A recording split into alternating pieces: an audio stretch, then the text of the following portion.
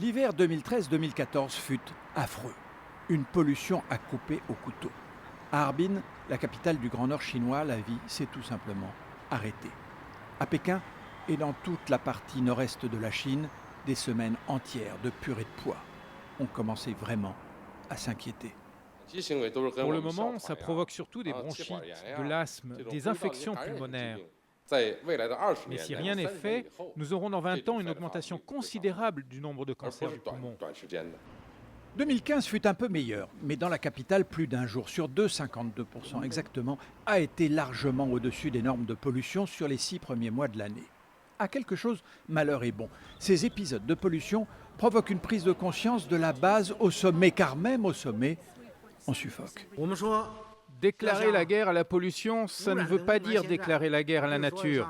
Au contraire, nous déclarons la guerre à l'inefficacité et au caractère insoutenable de notre modèle de développement et de notre mode de vie. Première mesure, on ferme ou on détruit à tour de bras les usines ou les centrales thermiques les plus polluantes. Des milliers et des milliers d'usines réduites en cendres.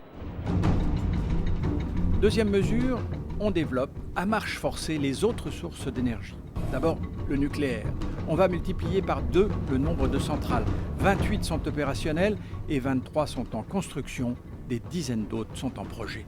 En 2020, la Chine dépassera la France comme premier producteur d'électricité nucléaire. L'hydroélectricité. La Chine en est, et de loin, le premier producteur mondial. Elle produit autant que tout le reste du monde et estime avoir assez de sites naturels adéquats pour multiplier par 2 cette production. Idem pour les éoliennes. La Chine possède la moitié des éoliennes en fonction dans le monde.